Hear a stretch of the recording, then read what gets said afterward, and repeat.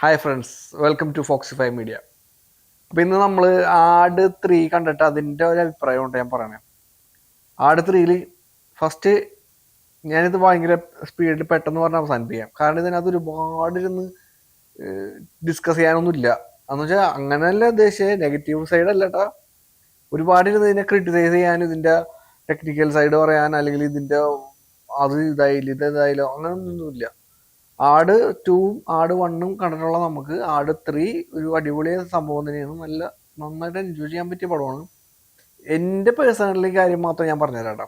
അതായത് എനിക്ക് സിനിമ തുടങ്ങി ഒരു 10-15 മിനിറ്റോളം എനിക്ക് അതായത് ക്യാരക്ടേഴ്സിനെയൊക്കെ ഇൻട്രൊഡ്യൂസ് ചെയ്യുന്ന സംഭവമാണ്. പക്ഷെ ഇതിങ്ങനെ ഈ പ്രസന്റ് പാസ്റ്റ് ഫ്യൂച്ചർ, ആ ഫ്യൂച്ചറിൽ നിന്നും പറയുന്ന ഒരു കഥ, പിന്നെ ഫ്യൂച്ചറിൽ നിന്ന് കഥ പറയുമ്പോൾ ഓട്ടോമാറ്റിക്കലി പാസ്റ്റിലേക്ക് പോകും, പിന്നെ ഇപ്പോഴത്തെ പ്രസന്റിലേക്ക് വരും, പിന്നെ വീണ്ടും പാസ്റ്റിലേക്ക് പോകും, പ്രസന്റിലേക്ക് വരും, പിന്നെ അങ്ങനെയാണ് ഇതിൻ്റെ ഒരു പോയിക്കൊണ്ടിരിക്കുന്നത്. അപ്പം എനിക്ക് തുടക്കത്തിലെ ഫസ്റ്റ് ഹാഫ് വരെ എനിക്ക് വലിയ ചിരി കോമഡി, എനിക്ക് ആകെ നമ്മുടെ സൈജു കുറുപ്പിനെ എനിക്ക് ഇഷ്ടപ്പെട്ടത്. സൈജു കുറുപ്പ് പിന്നെ വിനായകൻ, ഈ രണ്ടുപേരാണ് മെയിനായിട്ട് ഇതിനകത്ത് എൻ്റെ പേഴ്സണലി എനിക്ക് ഫേവറേറ്റ് ആയിട്ട് നല്ല രസമായിട്ട് കാര്യങ്ങൾ, അതായത് നമുക്ക് ഒത്തിരി ഫണ്ണായിട്ട് തോന്നാം കുറച്ച് കാര്യങ്ങളൊക്കെ പറയുകയും ചെയ്തു. പിന്നെ ഞാൻ അങ്ങനെ പറയണല്ല, എന്നാലും ധർമ്മജൻ ബോൾഗാട്ടിയൊക്കെ കുറച്ച് ഓവറായ പോലെ തോന്നി.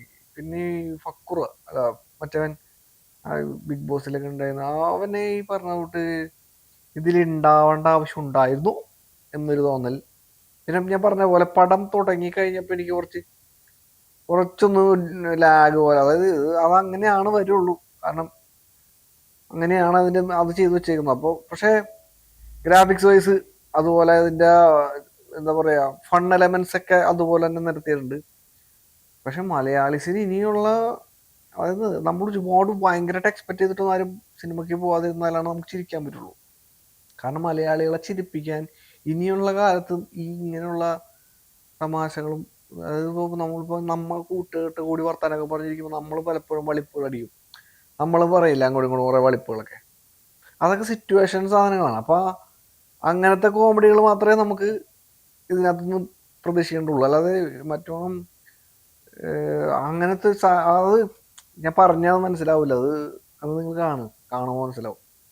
കുറേയൊക്കെ വളിപ്പുകളായിട്ട് നമുക്ക് തോന്നും, അത് എനിക്ക് തോന്നി.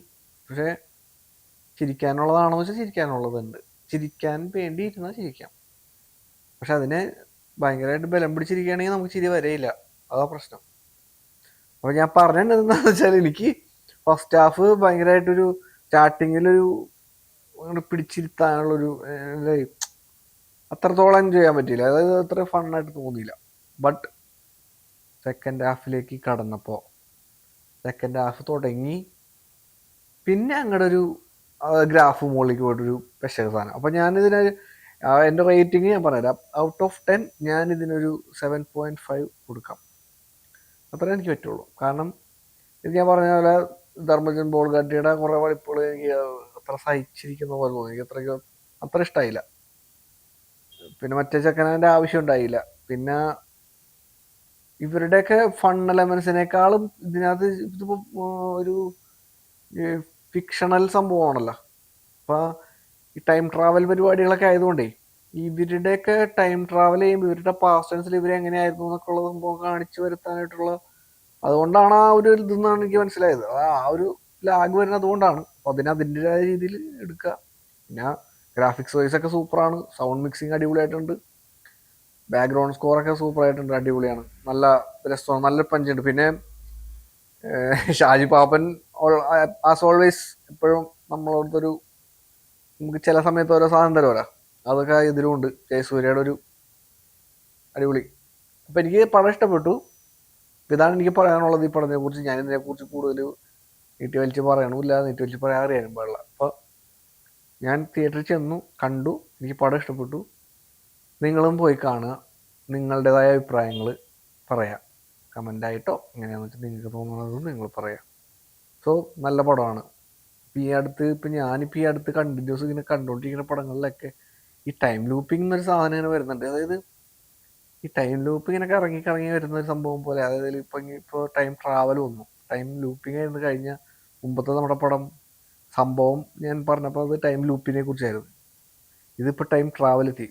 ഇനിയും വണ്ടർഫുൾ ആയിട്ടുള്ള സാധനങ്ങൾ വരട്ടെ മലയാളത്തിൽ. എല്ലാവരും നല്ല സൂപ്പറായിട്ടുള്ള അടിപൊളി പടങ്ങൾ വരട്ടെ. അടിപൊളിയായിട്ട് നമുക്ക് എൻജോയ് ചെയ്യാം. നമുക്കിങ്ങനെ ഒരുമിച്ച് എല്ലാവരും കൂടി കാണാം, അഭിപ്രായങ്ങൾ പറയാം. അപ്പം ശരി, നന്ദി, പോട്ടെ.